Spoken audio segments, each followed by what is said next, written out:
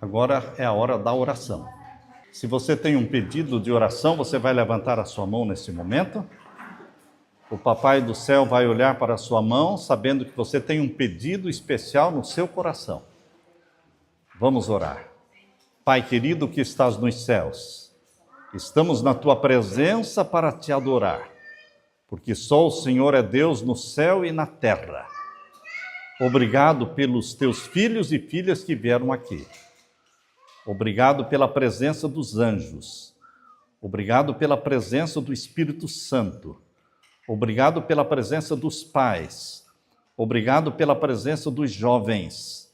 Pai eterno, derrama o Espírito Santo sobre todos nós. Responde, Pai amado, os pedidos que estão no coração de cada um. Conforte o coração de cada um. Derrama sobre nós a tua bênção. Em nome de Jesus que nós pedimos e todos dizemos amém, Senhor. Amém, Senhor. Você já ouviu a frase, a pergunta, por que, Senhor? Por que, Senhor? Quem já fez esta pergunta? Quem já fez esta pergunta? Por que, Senhor? Por que isso aconteceu para mim? Por que isso aconteceu para minha família? Me ajude a entender, Senhor. Esta pergunta ela é feita centenas, milhares de vezes por todos os filhos de Deus que vivem aqui nesta terra. Será que nós sempre encontramos a resposta para esta pergunta? Quando você pergunta, por que, Senhor? Será que a resposta vem de pronto, vem rápido? Não vem.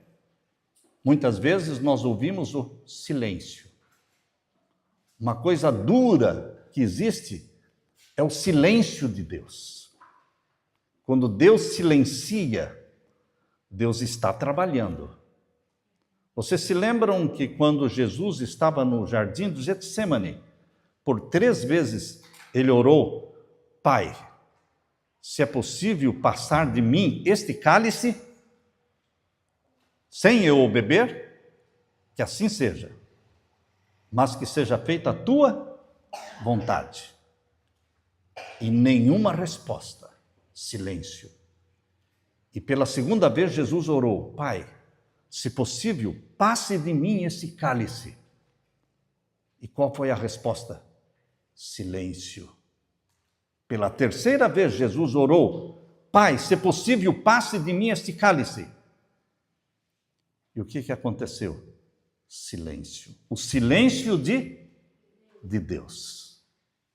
O silêncio de Deus nos deixa, às vezes, desesperados, angustiados, porque nós queremos uma resposta assim audível, uma resposta na hora, uma explicação dos porquês, dos paraquês.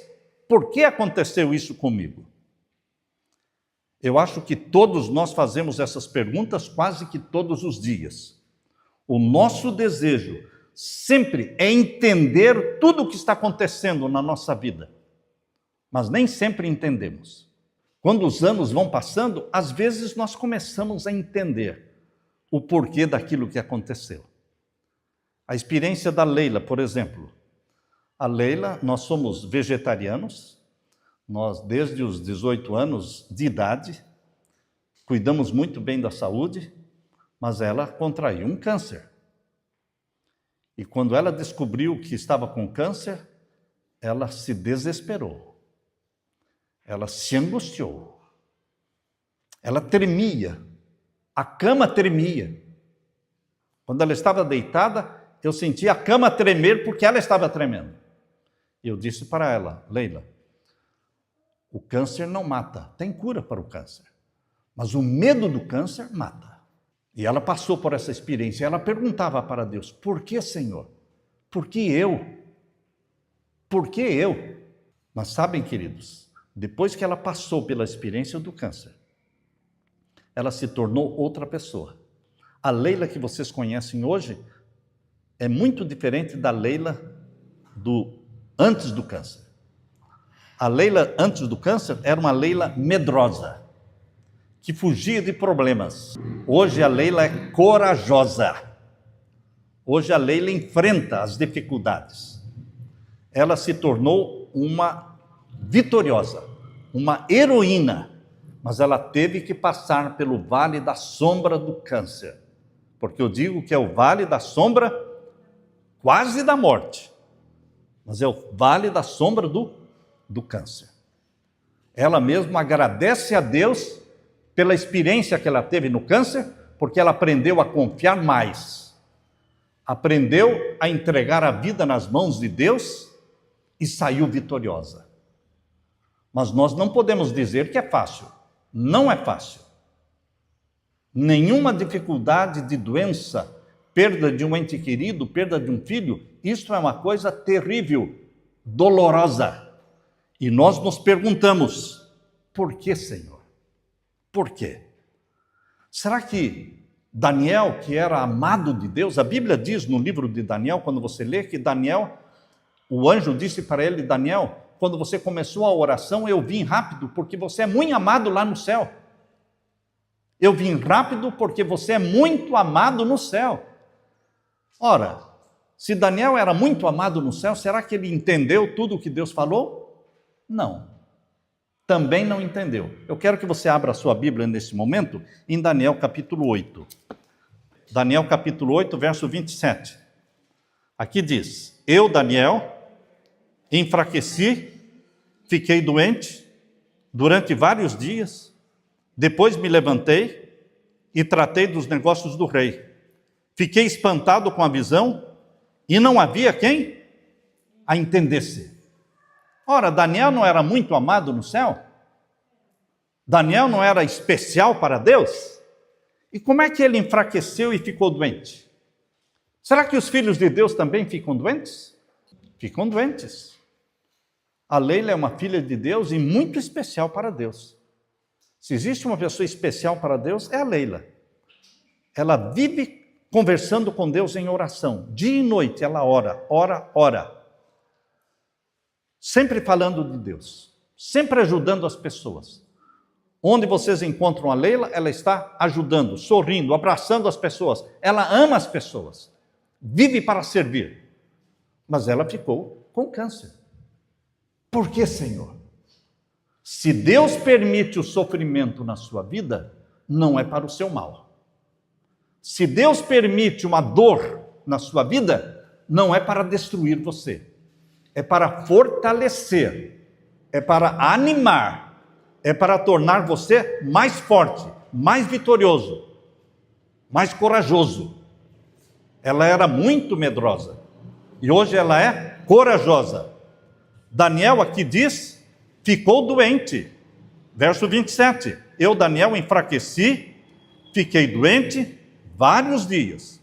Depois me levantei, tratei dos negócios do rei, fiquei espantado com a visão e não havia quem a entendesse. Você entende todas as coisas? Daniel não entendeu. Eu não entendo. Você também não vai entender tudo o que acontece para você. Por que, Senhor? Por quê? Por quê? Esta é a pergunta. Por quê? Leia também Daniel capítulo 12 agora.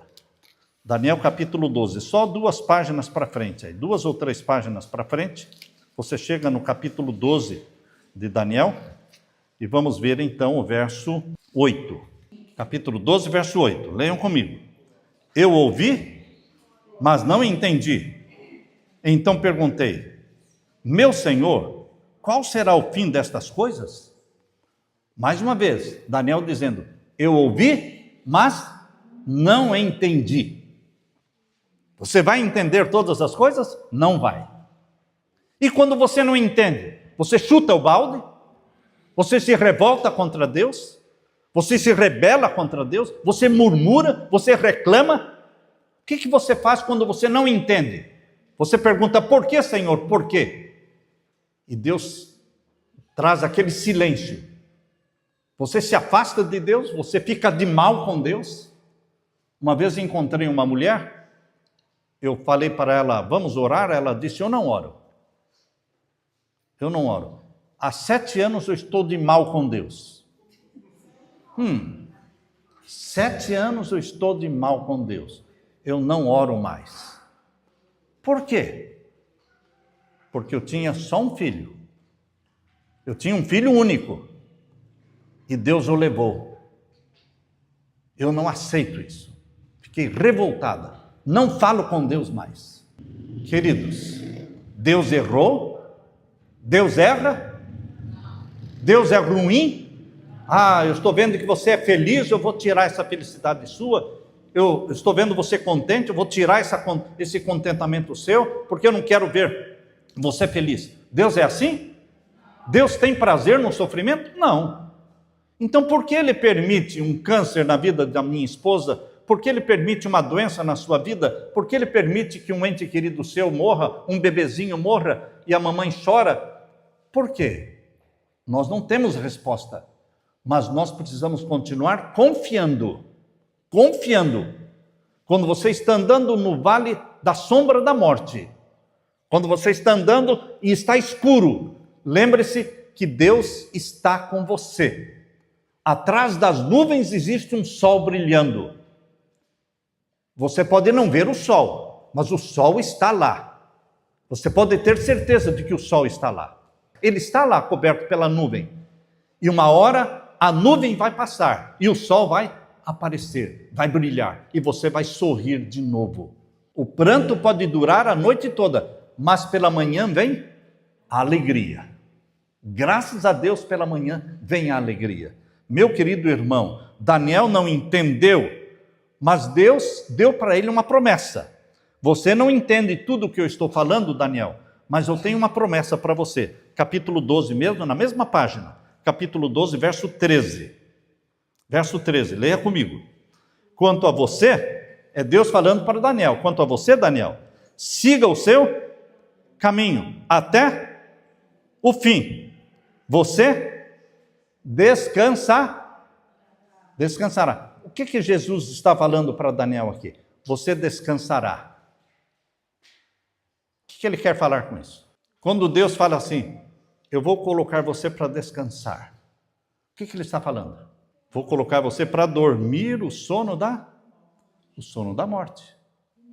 Deus falando para Daniel. Ele era muito amado no céu, mas ele também morreu.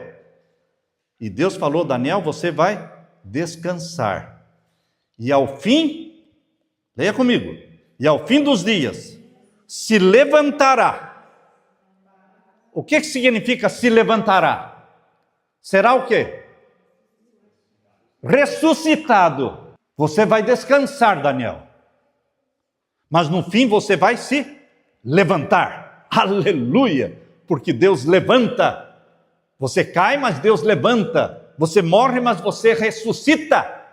Vem a doença, mas tem a cura. Tem as provas, mas tem os milagres. Meu querido irmão, o que Deus está falando para você é que você pode não entender o porquê de tudo isso que está acontecendo, mas existe uma esperança, existe uma luz brilhando no fundo do túnel. Existe luz, existe esperança. Como Deus falou para Daniel, você vai descansar, você vai morrer, mas você vai ressuscitar. Se levantará para quê? Diz o finalzinho do verso 13. Se levantará para quê? Receber a sua herança. Que herança é esta que Daniel vai receber? A vida eterna, na volta de Jesus, a ressurreição. Ele será ressuscitado perfeito, glorificado, sem doença. Queridos, isso aconteceu com Daniel, isso pode acontecer comigo, com você, isso aconteceu também com Paulo. Será que Paulo, quase que o Novo Testamento inteiro foi escrito por Paulo? Eu posso imaginar Deus falando para Paulo, dizendo assim, Paulo, tenha paciência, você está escrevendo demais. Você escreveu Romanos, você escreveu... Quando você vai aqui nos livros da Bíblia, vai lá no comecinho da Bíblia, aqui, ó, na primeira página da Bíblia, onde tem um índice. Onde tem um índice, aqui, ó, antes de Gênesis 1:1, certo? Tem um índice. Quando você vai aqui, no Novo Testamento, olha aí no Novo Testamento. Novo Testamento. Acharam aí? O índice, na primeira página aqui. Todos acharam? Digam amém. Veja aí, Novo Testamento, quais são os livros que tem aí, olha. Acharam Romanos aí? Sim. Acharam Romanos? Sim. Depois de Romanos vem o quê? Quem escreveu Romanos? Paulo. Quem escreveu 1 Coríntios? Paulo. 2 Coríntios? Gálatas? Paulo. Efésios? Filipenses? Colossenses? 1 Tessalonicenses? 2 Tessalonicenses? 1 Timóteo? 2 Timóteo? Tito? Filemão? Hebreus? Tudo isso foi Paulo que escreveu. Quase que escreveu o Novo Testamento inteiro. Então ele era um servo de Deus ou não era um servo de Deus? Ungido pelo Espírito Santo? Mas será que ele entendeu tudo o que aconteceu na vida dele? Não. Agora abra a sua Bíblia na segunda carta aos Coríntios. Na segunda carta aos Coríntios. Segunda carta aos Coríntios. Você já pode ver aí, lá no índice tem o número da página, viu? Vocês percebem que lá no índice tem o número da página? Você procura 2 Coríntios, lá no índice tem o número da página onde está 2 Coríntios. Segunda carta aos Coríntios, capítulo 11 e os versos 23 a 28. Podemos ler então o verso 23 a 28. São ministros de Cristo? É a pergunta que Paulo está falando. Falando como se estivesse fora de mim, afirmo que sou ainda mais, em trabalhos, muito mais, em prisões, muito mais, porque eles não queriam reconhecer que Paulo era ministro de Cristo. Tinha gente que não aceitava Paulo. Sabiam? Paulo era abraçado por todos? Não. Tinham muitos que não gostavam de Paulo e achavam que ele não era servo de Deus. Porque ele matou muito cristão. Ele saía matando os cristãos, entrando nas casas, arrastando os pais, as crianças, e matava. Isto antes dele conhecer Jesus como Salvador. Depois que ele conheceu Jesus como Salvador, ele se tornou, de Saulo, ele se tornou Paulo. Agora ele era convertido. Só que os irmãos da igreja olhavam para ele com o canto do olho. Não confia muito nesse cara, tá? Não confia não. Ele é falso. Ele está fazendo de conta que ele é cristão, tudo, mas ele está aqui vigiando a gente, espiando, e depois ele vai entrar na nossa casa e vai nos matar. Então, muitos, não todos, mas muitos olhavam para ele com desconfiança. Por isso ele está dizendo, vocês são ministros? Eu muito mais. Leiam agora, você entende melhor o verso 23, não é? Verso 23. São ministros de Cristo? Falando como se estivesse fora de mim, afirmo que eu sou ainda mais. Afirmo que em trabalhos, muito mais. Em prisões, muito mais. Porque ninguém foi mais preso do que Paulo. Ele foi mais preso do que todos os outros. Passou mais tempo na prisão que os outros. Recebeu mais açoites do que os outros. Por isso ele diz aqui, olha, muito mais em açoites. Estão vendo aí comigo? O verso, finalzinho do verso 23. Sem medida, em perigos de morte, muitas vezes. 5 vezes recebi dos judeus 40 açoites, menos um. Sabe o que é 40 açoites? Era um chicote de couro, e na ponta do chicote tem uns estilhaços, que quando bate arranca a pele, arranca sangue. Ele recebeu 40 menos 1. Quantos chicotados ele recebeu? 39. Estão vendo aí ele dizendo? Aqui diz, 3 vezes fui açoitado com varas. Estão vendo aí o verso 25? Uma vez fui apedrejado. Achavam que ele estava morto. Foram embora para casa, porque já tinham apedrejado. As pedras cobriram o corpo dele, mas o coração ainda estava batendo. E ninguém percebeu. Foram embora e os irmãos vieram ali e tiraram as pedras de cima dele e perceberam que ele ainda estava vivo. Por isso ele diz aqui, olha, 3 vezes fui açoitado com varas, uma vez fui o quê? Apedrejado. 3 vezes naufraguei. Fiquei uma noite e um dia boiando em alto mar. Verso 26.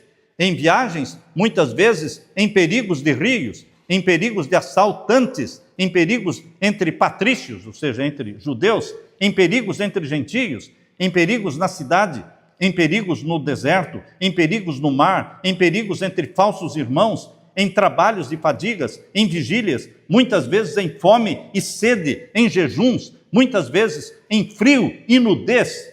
Além das coisas exteriores, ainda pesa sobre mim diariamente a preocupação com todas as igrejas. Paulo passou por tudo isso.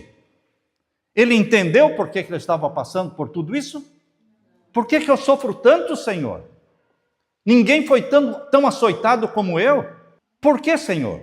Será que ele entendeu? Ele não entendeu. Mas ele desanimou? Não. Ele perdeu a fé? Ele desistiu de Deus? Não. No final da vida dele, ele estava firme e fiel. Veja a atitude de Paulo no final da vida dele. Agora, algumas páginas para frente. Coloca aí umas 20 páginas para frente. Você vai chegar em Timóteo. Timóteo tem o primeiro Timóteo, primeira carta de Timóteo e a segunda carta de Timóteo. A segunda carta de Timóteo, o capítulo 4. Segunda carta de Timóteo, capítulo 4. Vamos ver então o verso 6 a 8. É o mesmo Paulo que está escrevendo aí. É o mesmo Paulo que está falando aqui na segunda carta de Timóteo, capítulo 4, versos 6 a 8. Leiam comigo.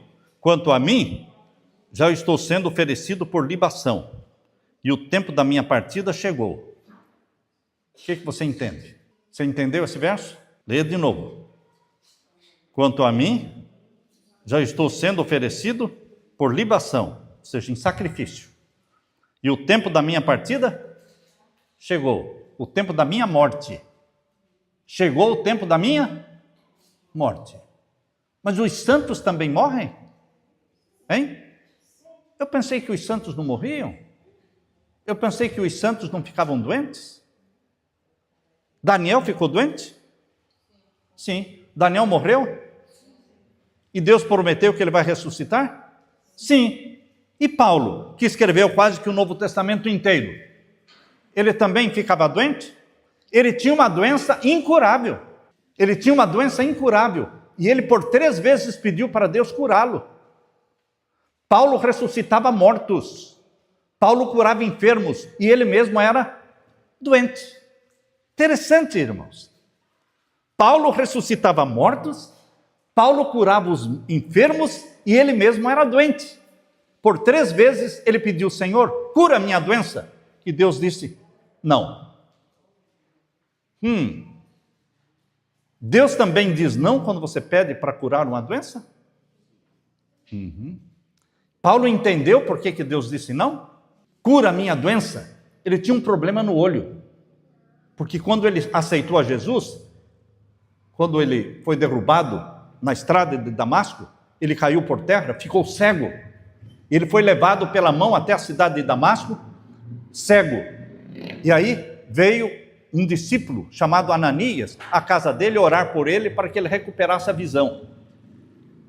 E Ananias veio até a casa onde ele estava, orou sobre ele e ele recuperou a visão, mas não recuperou bem.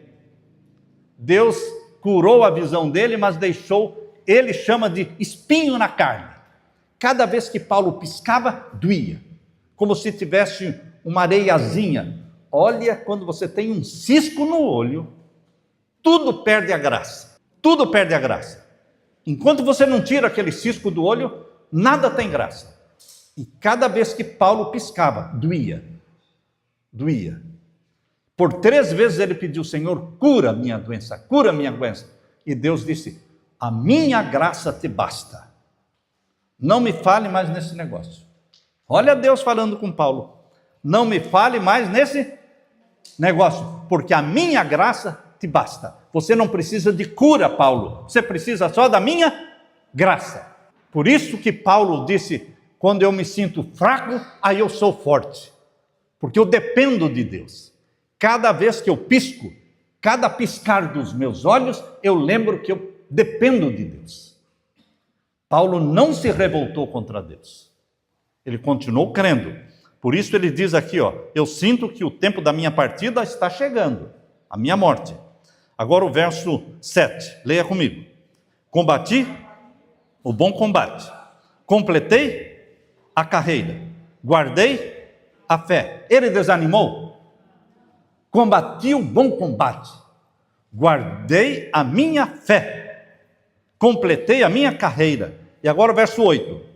Desde agora me está aguardada a coroa da justiça. Leia comigo, eu quero ver a voz de vocês. Desde agora me está aguardada a coroa da justiça, que o Senhor, reto juiz, me dará naquele dia, e não somente a mim, mas também a todos os que amam a sua vinda. Paulo morreu dizendo: a coroa da justiça me está guardada. Eu estou aguardando receber a coroa da justiça das mãos de Jesus. E não somente eu, mas todos os que amam a vinda de Jesus. Meu querido irmão, eu posso não entender o que está acontecendo na minha vida, como Paulo não entendeu, como Daniel não entendeu. Uma perguntinha: vocês lembram-se de José, que foi vendido pelos próprios irmãos, como escravo para o Egito? Primeiro jogaram ele dentro de um poço, para ele morrer lá. Depois ficaram com pena dele. Não, coitadinho, nosso irmão, ele vai morrer aí nesse poço? Não. Vamos fazer outro negócio. Vamos vender para uma caravana que está passando aí, uns ismaelitas estão passando, vamos vender, que a gente consegue um dinheirinho, não é? E não matamos o nosso irmão. Ah, gostaram da ideia. E ele vai ser levado como escravo para o Egito. E lá foi José, vendido pelos próprios irmãos. E José, enquanto estava sendo levado para o Egito como escravo, ele estava se perguntando o quê? Por que, Senhor? Por quê?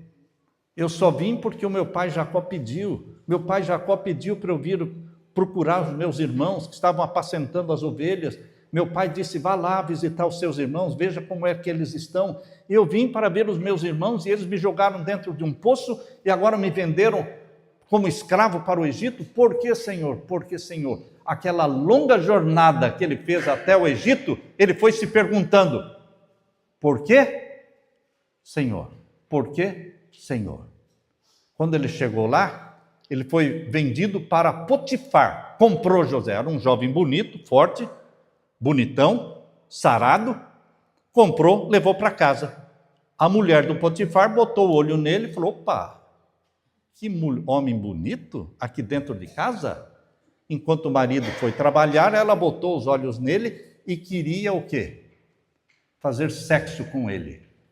Ele disse: não, eu posso estar abandonado, eu posso ter sido vendido como escravo, mas eu ainda amo o meu Deus. Como pecaria eu contra o meu Deus? Ele fugiu da mulher de Potifar. Ela agarrou nas roupas dele e foi tão forte que ela agarrou que rasgou a roupa dele. Ficou na mão dela um pedaço da roupa de José. E quando o marido dela chegou, ela falou: olha aqui um pedaço da roupa dele. Ele tentou me abusar de mim. Aqui está a prova, um pedaço da roupa dele. O marido dela, Potifar, colocou José na cadeia. E ele era inocente. E o que ele ficou na cadeia? Qual a pergunta que ele ficou lá na cadeia? Ele ficou fazendo a pergunta: por que, Senhor? O Senhor sabe que eu sou inocente. Eu não fiz nada para essa mulher. Eu não pequei contra ela porque eu te amo, Senhor. Por que, Senhor, estou na cadeia? Foram 2 dias na cadeia? 2 anos? 3 anos? 5? 10 anos? Sabem quantos anos ele ficou na cadeia? 12. 12 anos na cadeia, inocente. Você pode estar pensando: bom, José tinha toda a razão para se revoltar contra Deus. Tinha razão ou não tinha?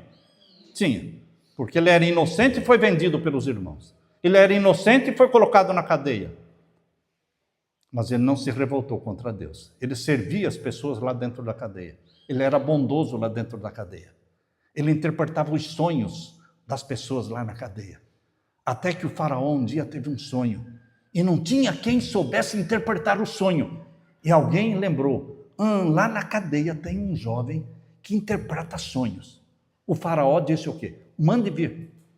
E eles lavaram, deram um banho nele, cortaram o cabelo dele, e ele foi todo bonitinho lá, e pela graça de Deus ele interpretou o sonho do faraó. E o faraó disse: daqui para frente você vai ser governador do Egito. Ele saiu da prisão para o palácio. De escravo, preso, ele se tornou governador do Egito. Queridos, Deus tem coisas boas preparadas para você. Só que nós não entendemos quando estamos passando pelo vale da sombra da morte. Nós não entendemos. E ficamos perguntando, por que, Senhor? Por que, Senhor? Por quê? Vocês acham que eu também já não passei pelo vale da sombra da morte? Quantas vezes eu já perguntei, por que, Senhor? Por que, Senhor? Por quê? Mas Deus nos conforta. Eu continuo confiando no Deus, mesmo que eu não entenda o que está acontecendo. Você conhece outra história na Bíblia chamada a história de Jó? Jó perdeu toda a riqueza dele em um dia. E Satanás não estava contente? Matou todos os filhos dele em um dia. E Jó, sem a riqueza e sem os filhos, ele se lançou em terra. Ele se jogou na terra. Abra sua Bíblia em Jó. Abra lá em Jó. Jó fica pertinho de Salmos. E aqui diz no capítulo 1, no verso 13. Estão vendo aí no verso 13? Jó perde os filhos e as riquezas. Acharam aí? Nós não vamos ler tudo isso aqui, mas só o verso 13. Verso 13. Um dia, quando os filhos e as filhas de Jó comiam e bebiam vinho na casa do irmão mais velho, veio um mensageiro a Jó e lhe disse: os bois estavam lavrando e as jumentas estavam pastando junto a eles. De repente, os sabeus atacaram e levaram tudo. Mataram os servos ao fio da espada. Só eu consegui escapar para trazer a notícia. Enquanto este ainda falava, veio outro mensageiro e disse: fogo de Deus caiu do céu e queimou as ovelhas e os servos, destruindo todos eles. Só eu consegui escapar para trazer a notícia. Enquanto este ainda estava falando, estão me acompanhando? Verso 17. Enquanto este ainda estava falando, veio outro mensageiro e disse: os caldeus se dividiram em 3 bandos, atacaram os camelos e os levaram embora. Mataram os servos e a fio da espada. Só eu consegui escapar para trazer a notícia. Verso 18. Também este ainda estava falando, quando veio outro e disse: os seus filhos. Enquanto era o boi, o cavalo, o camelo que estava morrendo, tudo bem, né? Mas agora era o quê? Os filhos. Estão vendo aí? Verso 18, também este ainda estava falando, quando veio outro e disse: os seus filhos e as suas filhas estavam comendo e bebendo vinho na casa do irmão mais velho. De repente, eis que se levantou um vento muito forte do lado do deserto e bateu contra os 4 cantos da casa. Ela caiu sobre os jovens e eles morreram. Só eu escapei para trazer a notícia. Então Jó xingou a Deus? Hein? Jó se revoltou contra Deus? Tinha razão para se revoltar ou não tinha? Tinha. Como é que não tinha? Perdeu tudo, perdeu os filhos, tudo num dia só? Ele poderia ter falado: isso não, Senhor. Isso não. Agora eu não aceito. Agora eu fiquei chateado. Agora eu estou revoltado. Tinha razão? Tinha para fazer tudo isso. Mas o que ele fez? Verso 20. Verso 20. Então Jó se levantou, rasgou seu manto, rapou a cabeça, prostrou-se em terra e adorou.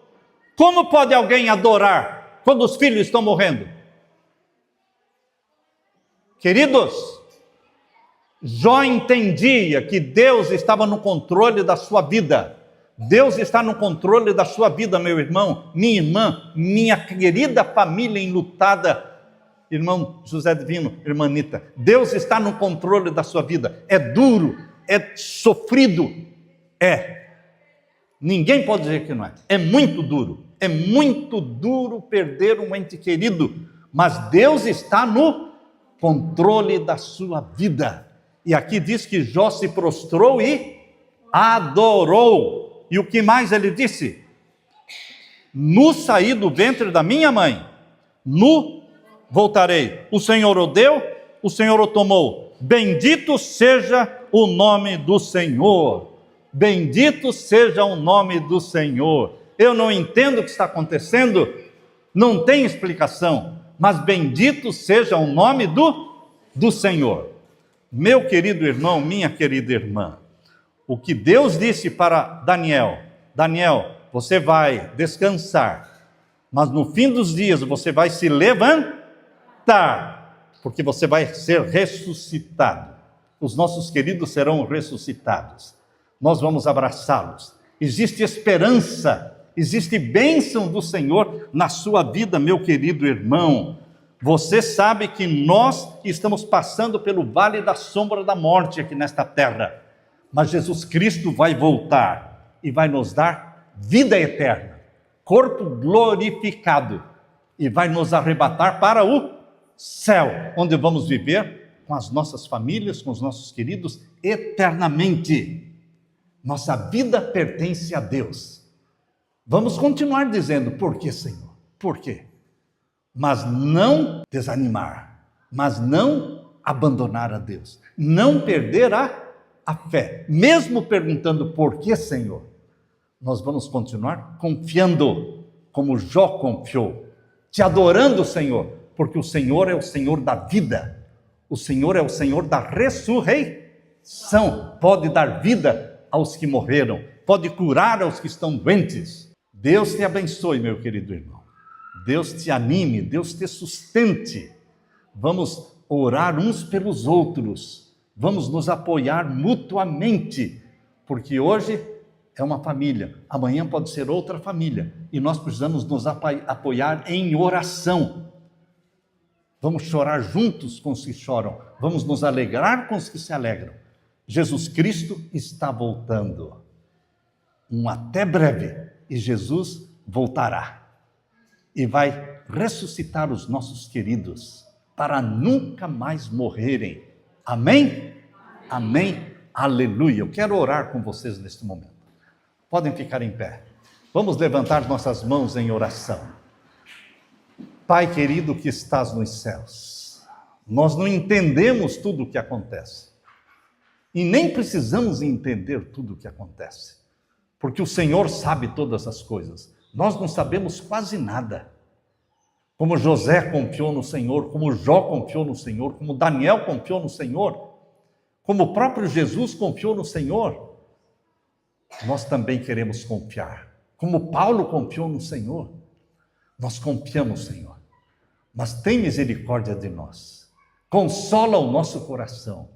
Enxuga as nossas lágrimas. E dá-nos a esperança de que o Senhor vai voltar logo. Vai voltar logo, vai reunir as nossas famílias, vai nos transformar, nos glorificar e nos levar para o céu.